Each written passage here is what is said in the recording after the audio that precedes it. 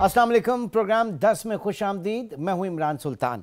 नाज़रीन, कराची की आबादी हालिया सेंसस में 1,72,00,000 गिनी गई। उसके बाद सियासी जमातों ने शोर किया और जो डिजिटल सेंसस के अंदर दोबारा जब नज़र सानी में और फिर रीकाउंटिंग में गए तो तकरीबन 2.25 करोड़ के करीब जो है वो कराची की आबादी को गिना गया। बात सारी यह है कि कहा यह जाता है कि किसी भी तरीके से कराची की आबादी 2.25 से 3 करोड़ से कम की नहीं है।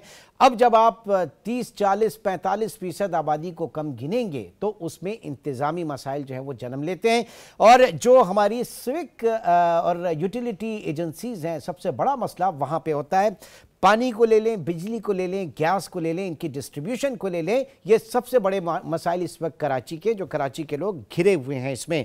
बिजली और गैस की सूरत हाल आपके सामने है। आज के प्रोग्राम में हम बात करेंगे पानी की तकसीम के हवाले से, यानी फराहमी और निकासी आब और मामलात हैं ये कराची वाटर्स बोर्ड के, जो कि अब एक बाकायदा कॉरपोरेशन बन चुका। लेकिन कॉरपोरेशन बनने के बाद भी हालात जूं के तू ही हैं। इस वक्त जो डिमांड है कराची की तकरीबन 1300 मिलियन गैलन यौमिया है पानी की, जबकि 450 मिलियन गैलन पानी सप्लाई कराची को किया जाता है और निस्फ आबादी के पास पीने का साफ पानी ही मैसर नहीं। और ऐसे में अगर मजे हैं तो सिर्फ टैंकर माफिया के, क्योंकि उनके पास पानी ही पानी मौजूद है। ये और इस समय बहुत सारे दीगर मामलात जो हैं आज के प्रोग्राम में हम डिस्कस करेंगे। कराची स्टूडियो में हमारे साथ मौजूद हैं सैयद मोहसिन रजा साहब, जो कि जनरल सेक्रेटरी हैं पीपल्स लेबर यूनियन के। बहुत शुक्रिया मोहसिन साहब आपका। और फ़हीमुज़्ज़मा साहब भी इस वक्त हमारे साथ मौजूद हैं, जो कि फॉर्मर एडमिनिस्ट्रेटर कराची रहे और साथ ही साथ Karachi water and sewerage board के साबिक़ा चेयरमैन भी रहे। फ़हीमुज़्ज़मा साहब, आपसे मैं शुरू करूँगा। सबसे पहले ये जानना चाहूँगा कि जब हम सेंसस में पूरा नहीं गिनते हैं तो इसी तरह के इंतज़ामी मसाइल का सामना होता है। ये किस हद तक हम कह सकते हैं कि जनाब प्लानिंग के अंदर कराची को पूरा ना गिनना वो कराची की बद इंतज़ामी और मौजूदा हालात जो हैं उनका वो अक्कासी करता है इसकी? इमरान साहब, प्रोग्राम में शामिल करने के लिए आपका बहुत बहुत शुक्रिया। देखिए, ये जो आपने 1,74,00,000 की आबादी बताई थी, ये इन्होंने जो डिजिटल सेंसस किया था उसमें इनिशियली ये लेकर आए थे। बाद में कोई 2,13,00,000 2,14,00,000 तक जो है इसको बढ़ा के ले आए हैं। मसले उसमें बहुत सारी क़बाहतें हैं, बहुत सारे मसाइल हैं। नाक को मैं दाएं हाथ से पकड़ूं, बाएं हाथ से पकड़ूं। एक जो डिजोर यानी कि आज की तारीख में जो शख्स यहाँ मौजूद है उसको कराची में गिना जाना चाहिए, वो अप्लाई नहीं करते। वो लोग जो स्वात से, कसूर से, शिकारपुर से और दीगर शहरों से, कोयटा से आए हैं, तो उनका आईडी कार्ड अगर वहाँ बना हुआ है तो वो उसको वहाँ डाल देते हैं। तो आबादी जो है वो तो जैसे आपने कहा 2.25-3 करोड़ है।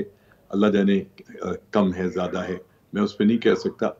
मगर बहरहाल जो कराची के साथ जो जुल्म ज़्यादती शुरू होती है वो यहाँ गिनती से की जाती है और हमेशा हम गिनती के ही ताबे रहते हैं।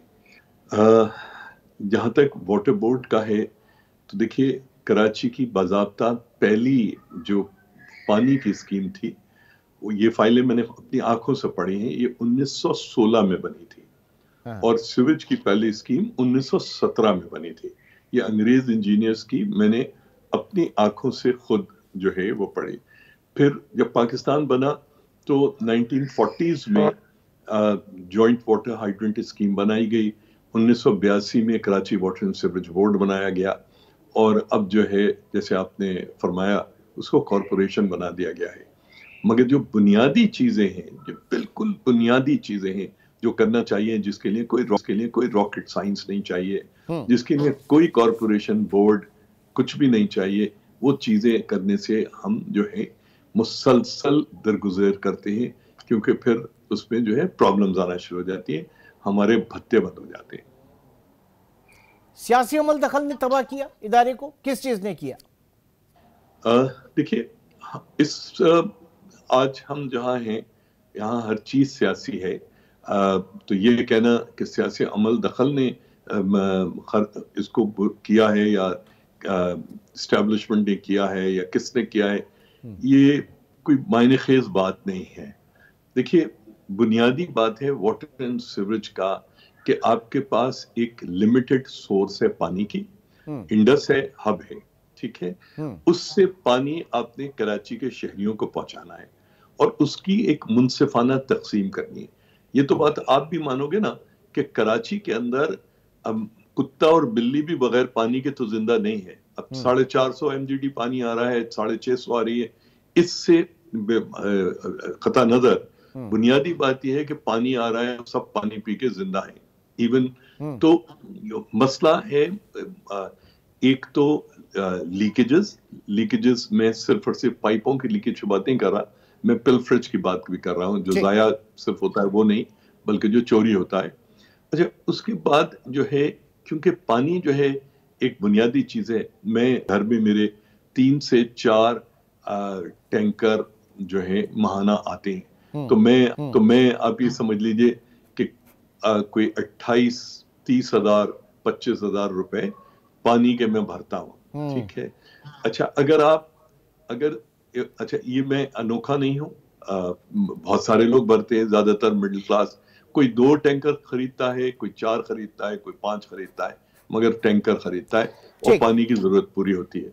तो बुनियादी बात जो है ना इमरान, अगर आप मुझे इजाजत दीजिए, वो ये है कि आपके पास एक पानी है, उस चाहे इंडस सोर्स से आ रहा है, उसको आपको वहां पे मीटर्स लगाने चाहिए। आपकी जो प्राइमरी जो वो हैं लाइंस हैं, 66 इंच की है, 82-84 इंच की है, जो भी उनके ऊपर होना चाहिए। जब वो मोहल्ले में आ जाती हैं तो वहां पर जो है मीटर्स होने चाहिए। और फिर मेरे और आपके घर में आखिर बिजली का और गैस का भी मीटर लगा हुआ है, पानी का भी होना चाहिए। वो पैसे जो हम टैंकर माफिया को देते हैं, अगर हमसे वही पैसे वाटर बोर्ड ले ले तो मैं और आप क्यों उसको इतराज करेंगे। पानी आएगा, मीटर होगा। अगर ये मीटरिंग अगर शुरू कर दें, अच्छा, पानी के मीटर कोई ऐसी चीज नहीं है, आप मीटर लगाओगे, लोगों के घरों में जो मीटर लगाओगे वो लोगों से पैसे लोगे, वो कोई एक वाटर बोर्ड को तो देना नहीं पड़ेगा। हम अगर आप COD hills, north east Karachi या जो भी आपके पास फिल्टर प्लांट्स या पंपिंग स्टेशन है वहां से आ रहे हैं, तो वहां पर 100, 150, 200, 250, 5000 आपको मीटर लगाने पड़ेंगे। वो मीटर्स आजकल दुनिया भर में जो है, जो आपका GSM सिस्टम है उसके जरिए मॉनिटर किया जाता है एक दुनिया में हर जगह पर कि भाई कहां पर कितना पानी पहुंच रहा है।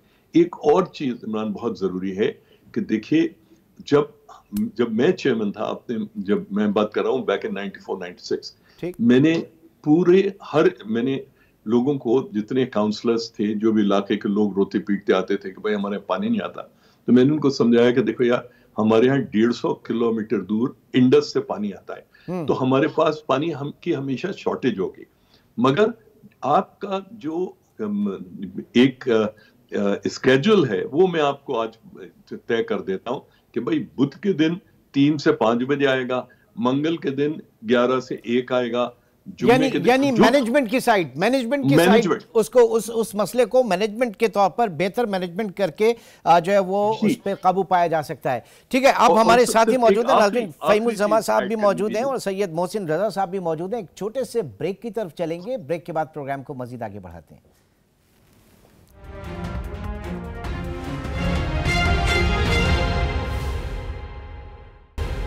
Welcome back. मोहसिन रजा साहब, ये बड़ा बुनियादी सवाल है आवाम का कि जनाब नलों में और लाइनों में पानी नहीं है, लेकिन टैंकर माफिया के लिए पानी ही पानी है।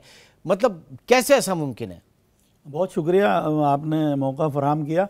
जैसा कि आपके इल्म है कि अब कराची जो है वो तकरीबन 3.5 करोड़ की आबादी है और इसमें मुख्तलिफ एजेंसियाँ काम कर रही हैं। DHAs वगैरह है, KPT है, मुख्तलिफ हाउसिंग सोसाइटियाँ हैं जो बल्क कंज्यूमर हैं। तो जब 7-8 मुख्तलिफ एजेंसियां काम कर रही हैं तो वहाँ पर DHA पर, जैसे हमारे वाटर एंड सेवरेज बोर्ड के नेटवर्क पर नहीं है, तो वहाँ पर टैंकरों से ही पानी सप्लाई होगा। तो अब जो ज़्यादा शोर हो रहा था पानी का, DHA में नए फेज़ बनते रहे और पानी की सप्लाई उनकी वही रही, तकरीबन कोई 8 से 9 मिलियन गैलन उनका कोटा रिजर्व है, जो कि उनको मिलता है, कभी नहीं मिलता है। तो अभी वो उनकी शार्टेज तो है, तो सबसे ज़्यादा शोर हो रहा होता है। और कराची में रसद और तलब का फुकदान हमेशा से रहा है और अभी भी कंटिन्यू नहीं। ये जो बात की जाती है हब डैम जो है वो ओवरफ्लो हो चुका है, अब आपके सामने ही होगा ना, हब डैम ओवरफ्लो हो चुका है और कराची के वेस्ट को मेरे ख्याल से हब डैम से सप्लाई होती है पानी का, फिर वही मसला। मैं आज इस मौके से भरपूर फायदा उठाना चाहता हूँ। हब डैम ओवरफ्लो हो चुका है। हब डैम से जो नहर से पानी हमारे पंप हाउस तक आता है वो नहर निहायत मखदूश हो चुकी है। उसकी सफाई जो है वो गैर मियारी तौर पर कराई जाती है मुख्तलिफ मशीनरी से। वो पानी जो है वो ज़ाया होता है। डैम से पानी छोड़ा ही कम जाता है, 100 मिलियन गैलन पानी नहीं छोड़ा जाता वहाँ से, तो पानी कैसे आएगा पंप हाउस तक? ठीक है, असल मसला जो है वो इंतजामी अमूर का है और मेंटेनेंस का है। दूसरा सबसे बड़ा जो फॉल्ट है वहाँ पर कि वहाँ पर केबल डैमेज है केई का। अच्छा, और वो अगर फुल कैपेसिटी में 100 MGD पानी चलाएं तो वो लाइनें बस्ट हो जाती हैं केबल की जो है, तो लाइट जाने की वजह से जो है पानी सप्लाई नहीं हो सकता। अदारा ये बात जो है बताता नहीं है, अदारा ये बात जो है उस पर जो है उसकी मेंटेनेंस पे अमल दरामद नहीं कर रहा। और कराची के शहरी जो है वो वहाँ से सिर्फ 30 मिलियन गैलन पानी कम उठा रहे हैं नहरों से, और ओवरफ्लो होने के बाद भी ओवरफ्लो होने से जो है वो इलीगल वहाँ से हाइडेंट माफिया भर रही है और वो जो है वो काश्तकारी हो रही है। That's the point. कैप्टन साहब ये फरमाइए, क्योंकि मिस मैनेजमेंट के बहुत ज्यादा सामने आ रहे हैं। एक और चीज, इनका एक एंटी थेफ्ट सेल था वो भी बंद हो चुका है, क्योंकि जो टैंकर माफिया के खिलाफ कार्रवाइयां और जो कनेक्शंस, इलीगल कनेक्शंस, चाहे वो डोमेस्टिक हो या फिर वो सनतों ने लिए हुए हो, वो एक चल रहा था सिलसिला उनकी पकड़ धकड़ का, लेकिन अब वो भी खत्म हो चुका है। देखिए, एक तो एंटी थेफ्ट सेल है, उसके अलावा इलाके का मजिस्ट्रेट है, पुलिस है, रेंजर्स है। ये पानी की जो चोरी है इसको हर एजेंसी देख रही होती है। ये जिसके इलाका है वहां पर, सो सिर्फ मसला एंटी थेफ्ट सेल का नहीं है। देखिए मान, ये जब तक चीजें आप स्ट्रीमलाइन नहीं करोगे, ठीक है, उस वक्त तक जो है ना थेफ्ट रुक सकती है, ना पानी का जाया होना रुक सकता है, ना किसी की पकड़ हो सकती है। तो वो जो दफा 144 जो है, मैं कहता हूं अंग्रेज स्टैच्यू बुक्स पे छोड़ के गया था, जहां चाहो लगा दो। मसला ये कि कवानीन मौजूद हैं, उनको इस्तेमाल नहीं किया जाता। जब तक ये बुनियादी तौर पे जो मसला है ना गवर्नेंस का, आपने शुरू में मुझसे पूछा था क्या ये सियासी इंटरफेरेंस का है। देखिए, सियासी इंटरफेरेंस किस लिए होगी? मेरे इलाके को पानी दे दो, या जो ये मेरे इलाके में प्रोजेक्ट बन रहा है इसमें मुझे पैसे दे दो, ठीक है। यही वाटर बोर्ड के अफसरान का मसला होता है कि भाई इसमें मसला ये है कि अगर ये स्ट्रीमलाइन कर ले चीजों को तो ये पैसे इनके फिर भी बन सकते हैं। जी, आप कवानीन की बात कर रहे हैं। आप कुछ ये भी इत्तलात हैं कि वाटर बोर्ड के अंदर हाईएस्ट लेवल के ऊपर कुछ तकर्रुरियां ऐसी हैं जो कि उनके ऊपर सवालिया निशान है। मोहसिन रजा साहब, आप जरा बताइएगा, क्योंकि कहा यह जा रहा है चंद एक आला अफसरान ऐसे भी हैं जो रिटायरमेंट के बाद, उसी इदारे से रिटायरमेंट के बाद पेंशन भी ले रहे हैं और अब तनख्वाह भी ले रहे हैं। ये क्या मामला है? देखिए, वर्ल्ड बैंक ने जो है $1.6 billion Karachi water and sewerage board की इस्लाहात के लिए मुख्तस किया। कर्जा है जो कराची के अवाम को पे करना पड़ेगा। और उसमें जो है वो उस ज़माने में जो पीडी लगाया वो वाटर एंड सेवरेज बोर्ड के एक चीफ इंजीनियर थे। तकरीबन कोई 5 पीडी 3 साल में तब्दील हो चुके हैं। और जो एक पीडी जो डिपुटेशन पर आए थे सिंध गवर्नमेंट से, उन्होंने जो एक कंसल्टेंट अपॉइंट किया। कंसल्टेंट की ये जिम्मेदारी थी कि वो मार्केट बेस्ड जो है वो एमडी जो है सिलेक्ट करेगा। और उसका नाम भी तब्दील कर दिया, तो CEO रख देंगे, और COO जो है चीफ ऑपरेटिंग ऑफिसर भी। और उन्होंने जो है वो कंसल्टेंट ने इंटरव्यू करके लास्ट मोमेंट में TOR में तब्दीली कर दी। और वो 55 साल की उम्र थी उनकी लास्ट, आज उन्होंने जो उसको 60 साल ले गए। साबका मैनेजिंग डायरेक्टर जो थे वो रिटायरमेंट के बाद उनको सिलेक्ट कर लिया गया। और जिस कंसल्टेंट को PDKWSSIP ने जो है सिलेक्ट किया था 78 लाख रुपए में, उस कंसल्टेंट ने तकरीबन कोई 115 एप्लीकेशनों में से उसी अफसर को सिलेक्ट कर लिया जो कि ग्रेड 19 में फेडरल गवर्नमेंट से डेपुटेशन पर सिंध गवर्नमेंट में आए थे, और सिंध गवर्नमेंट से वो PDKWSSIP। आसान करें जरा, जिसने कंसल्टेंट हायर किया उसी कंसल्टेंट ने उसको अपॉइंट कर लिया। जी बिल्कुल सीईओ अपॉइंट कर लिया उन्होंने। ना सिर्फ सीईओ अपॉइंट किया बल्कि उससे पहले उनको सेक्रेटरी बोर्ड भी बना दिया गया था। तो एक वक्त में ऐसा भी आया कि उनके पास 3 चार्ज थे, वो सेक्रेटरी बोर्ड भी थे, वो पीडी केडब्ल्यू एसएसआईपी भी थे, और फिर वो कंसल्टेंट जो उन्होंने हायर किया उसने उनको एमडी और सीईओ भी जो मुंतखब कर और लिया। मौसूफ इस वक्त चीफ ऑपरेटिंग बिल्कुल वाटर सीवरेज बोर्ड के। जी बिल्कुल इस वक्त जो चीफ ऑपरेटिंग अफसर हैं वाटर एंड सीवरेज बोर्ड के, और साबका रिटायर्ड एमडी जो एज ए सेक्रेटरी मुख्तलिफ बोर्ड की मीटिंग्स में साइन करते रहे, वो जो है चीफ ऑपरेटिंग अफसर रिटायर होते ही फौरन वाटर एंड सीवरेज बोर्ड में तैनात हो गए चीफ ऑपरेटिंग अफसर, और उनकी सैलरी जो है तकरीबन कोई 10 से 12 लाख रुपए। सर सैलरी एक ये नहीं है, सैलरी का मुझे नहीं, मुझे ये कि अगर कहीं पे जो है वो लॉ की वायलेशन हो रही है तो उसको कौन देखेगा। फहीम जमा साहब, अब आप देख रहे हैं इस मामला को, ये जो खबरें आप तक पहुंची अभी इन्होंने मोहसिन रजा ने भी बताया। जी बिल्कुल, मैं देखिए ये तो मसला गवर्नेंस का है ना। जब ये जो माजरत के साथ जो अभी पिछली हुकूमत गई है, ये तो उसकी बैंकरप्सी का है ना, क्योंकि ये secretary local government, secretary local government board, chief minister, आपके लोकल गवर्नमेंट मिनिस्टर, ये सारे के सारे जो हैं एक दूसरे के कमर खुजाते रहते हैं, और इनके घरों के बाहर लैंड क्रूजरें आके जमा होती रहती हैं। तो मसला तो बैंकरप्सी है गवर्नेंस की। और तो पिछली हुकूमत से अगर गवर्नमेंट ऑफ सिंध की बात कर रहे हैं, और इस वक्त भी मेयर कराची मुर्तजा वहाब साहब जो हैं वो इस वक्त चेयरमैन है Karachi water and sewerage board के। क्या ऐसा है? मैं नहीं जानता। पहले तो मिनिस्टर साहब जो थे नासिर शाह साहब, वो थे चेयरमैन, मगर अब अगर मुर्तजा वहाब साहब हैं, मैं जानता नहीं। मोहसिन रजा साहब, आप इसके ऊपर जरा बताइएगा। जी बिल्कुल इस वक्त मुर्तज़ा वहाब साहब चेयरमैन हैं, और बोर्ड जो है इंडिपेंडेंट पहले भी था। Karachi water and sewerage board का एक्ट जो था 1996 का, उसके तहत जो डिवाल्व हुई थी 2001 के तरमीमी आर्डिनेंस के तहत अदारे, उसमें सिर्फ वाटर बोर्ड ऐसा वाहिद अदारा था कराची शहर का जो डिवाल्व नहीं हुआ था 18 टाउन में।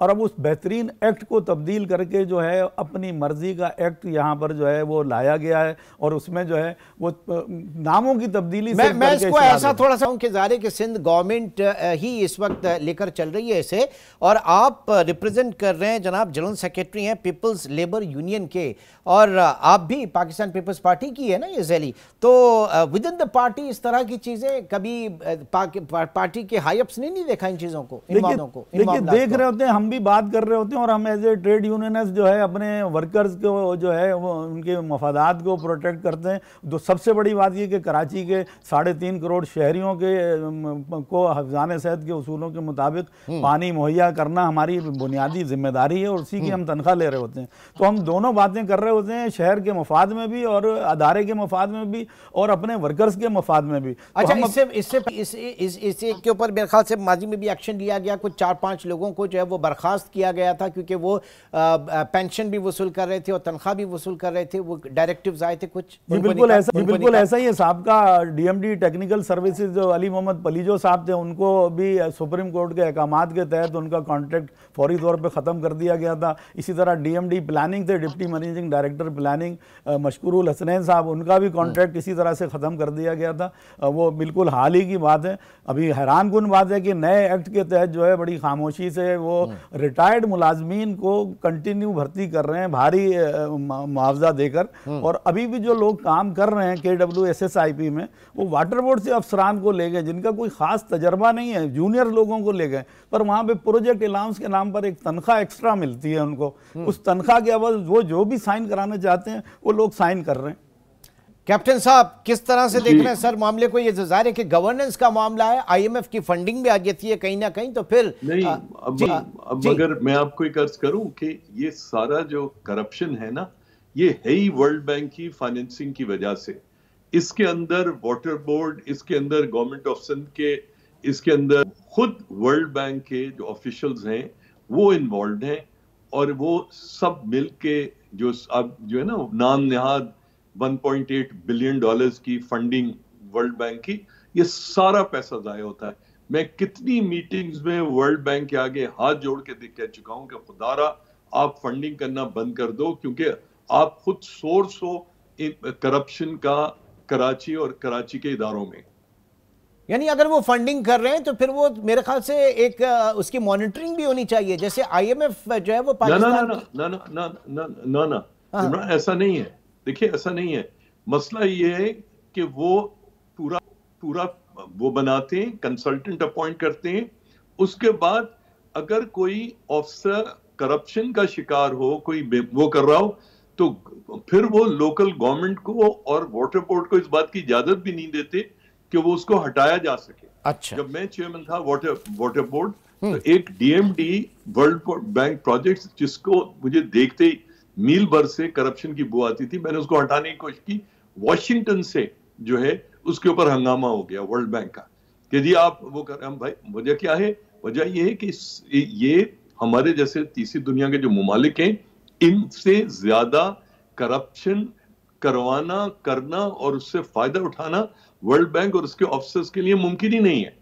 ठीक है, यानी इस मामले को अगर देखा जाए, इन डेप्थ जाके देखा जाए, तो इसके ताने बाने जो है वो बहुत दूर तक चले जाते हैं, तक जाके मिलते। ठीक है, बहुत बहुत शुक्रिया। हमारे साथ मौजूद थे कैप्टन फ़हीमुज़्ज़मा और सैयद मोहसिन रजा साहब। बात कर रहे थे Karachi water and sewerage board, जो कि अब बाकायदा एक कॉरपोरेशन बन चुका है, और इसके हालात। और मैं यहाँ पर ये ज़रूर कहना चाहूँगा कि जो चीज़ें हमने यहाँ पर डिस्कस की हैं, इसके हवाले से अगर कोई तस्सीह या कोई मौक़िफ़ वाटर बोर्ड की इंतज़ामिया अपना पेश करना चाहे, तो ये प्लेटफॉर्म इक्वली उनके लिए भी हाजिर है। और इससे पहले हमने बारहा कोशिश भी की कि जनाब वहाँ से हमें जो है वो उनके मौक़िफ़ के लिए लोग मिल जाए, लेकिन अनफॉर्चुनेटली ऐसा हो नहीं सका। आज 3 दिसंबर पूरी दुनिया में माजूर अफराद के साथ इज़हार यकजहती का दिन मनाया जा रहा है। कुछ हम भी इसके ऊपर बात करेंगे, लेकिन एक छोटे से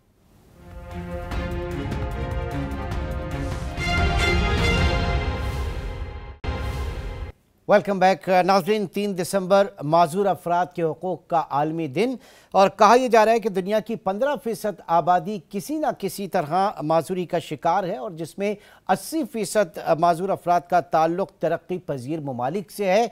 और तकरीबन ये भी कहा जाता है कि 24 करोड़ के करीब बच्चे जो हैं वो भी किसी न किसी जिस्मानी माजूरी का शिकार हैं। आज के इस दिन के हवाले से बात करने के लिए हमारे साथ इस वक्त मौजूद हैं चकवाल का एक दूर दराज का इलाका है, चकवाल का जो तलागंग का इलाका मैं कहूँगा, वहाँ से अस्मीना अकबर समाजी कारकुन है। अस्मीना खुद भी डिसेबल्ड पर्सन है, लेकिन उन्होंने अपनी इस जिस्मानी माजूरी को अपनी मजबूरी नहीं बनाया, बल्कि वो अपनी इस कम्युनिटी के लिए गिरा कदर खिदमत अंजाम दे रही हैं। हमारे साथ मौजूद हैं अस्मीना, बहुत शुक्रिया आपके वक्त का। सबसे पहले तो ये जानना चाहेंगे कि किस हवाले से क्या क्या किया जाता है। इंटरनेशनली तो होता है, पाकिस्तान में भी होता है, लेकिन आप जिस नवाही इलाके से ताल्लुक़ है आपका तलागंग से, वहाँ कुछ एक्टिविटी होती है या वहाँ पर कुछ ये जो NGOs वगैरह हैं उनकी रसाई है? जी अस्सलाम वालेकुम सर। यहाँ पे तो लोगों को ये भी नहीं पता कि आज माजूरों का आलमी दिन है। यहाँ पे आप लोगों को अपने बेसिक जो उनके हक हैं वो भी उनको नहीं पता कि हमारे लिए हुकूमत क्या क्या कर रही है, हमें क्या क्या क्या करना चाहिए वो भी नहीं पता। तो हमारे यहाँ के इलाकों में बहुत कम, गांव में तो खैर कोई नहीं, बिल्कुल भी नहीं, ना पता होने के बराबर है। लेकिन शहरों में थोड़ा सा ये है कि जैसे तलागंग है और हमारे एक छोटी सी तहसील भी है और वो टाउन भी है, तो लावा उसमें एक प्रोग्राम हो जाता है कभी, बट वो आम जो हमारी सोसाइटी है वो उनको नहीं पता होता कि माजूरों के क्या हकूक हैं या उनके लिए हमें क्या करना चाहिए। इस हवाले से कोई खास प्रोग्राम नहीं होते सर। यहाँ पे लोगों को पता ही नहीं है। जो माजूर लोग हैं बेचारे वो तो अपने घरों में बंद हैं, और जो और लोग हैं वो तवज्जो नहीं देते। अच्छा, आप क्या कर रही हैं आजकल, क्योंकि समाजी कारकुन भी हैं, एक NGO के साथ भी हैं, और किस किस्म की सरगर्मियां हैं ये मुझे ज़रा बताइएगा।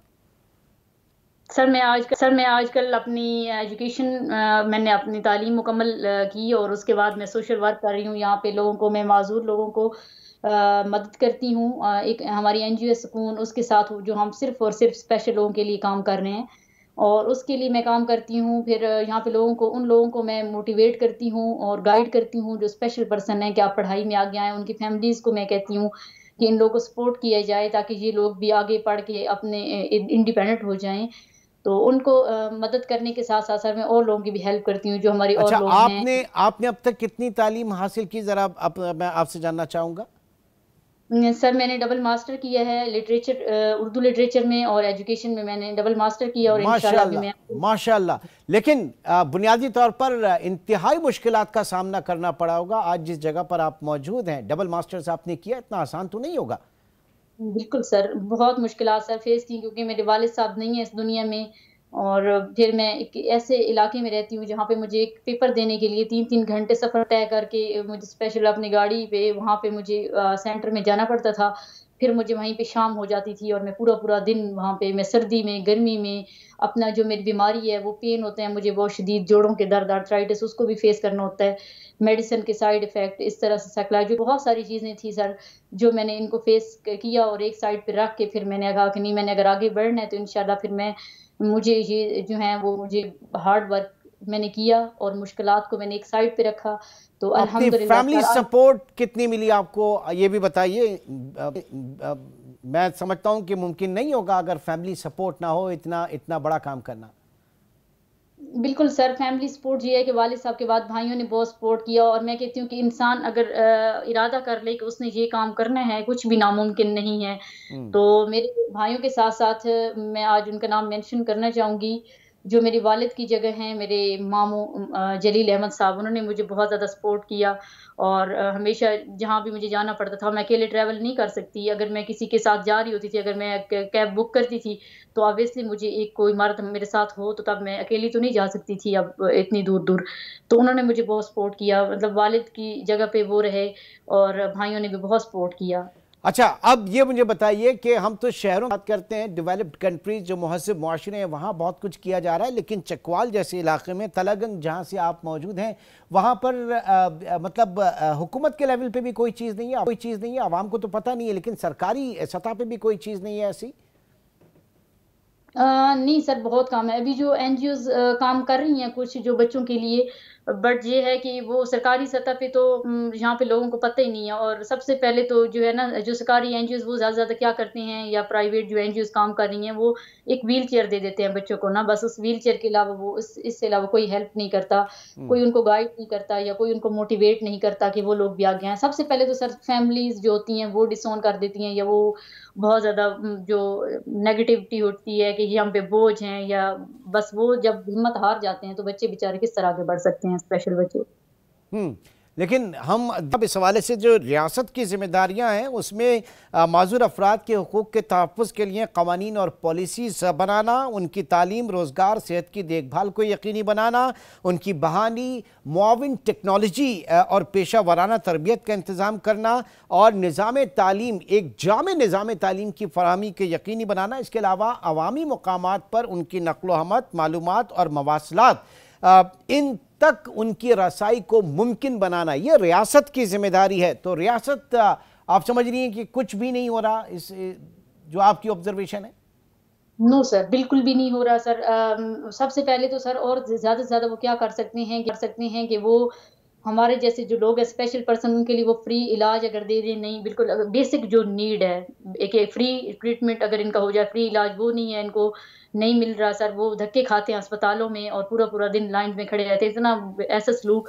और फिर उसके बाद उनकी रसाई, जहाँ पे हम शॉपिंग मॉल्स हैं, बैंक्स हैं, हॉस्पिटल हैं, तो रैंप नहीं है। दूसरा, फ्री एजुकेशन मैं कहती हूँ सबसे ज़रूरी जो है वो फ्री एजुकेशन है, कि अगर बच्चों को तालीम फ्री होगी तो वो कहीं किसी न किसी तरीके से वो अगर पढ़ लिख जाएंगे तो वो एक जिम्मेदार इंसान हो जाएंगे, ताकि उनकी फैमिली फिर उनको वो एक्सेप्ट कर लेगी। चलिए जी, ऑल द बेस्ट। शुक्रिया। अस्मीना अकबर हमारे साथ मौजूद थी, और जाहिर है कि सिर्फ एक व्हील चेयर देने से काम नहीं चलेगा। इनकी तालीम, इनके हुकूक और इनके लिए मुआशरे से, सबसे पहले घर से इनको सपोर्ट होनी चाहिए, इस तरह के जो स्पेशल पर्सनस हैं। और अस्मीना अकबर की सूरत में हमारे साथ एक रोल मॉडल मौजूद है जो कि आला तालीम याफ्ता है, माशाल्लाह इन्होंने डबल मास्टर्स किया है, और अब अपनी कम्युनिटी के लिए ये बहुत ज़्यादा करने का अज़्म रखती हैं।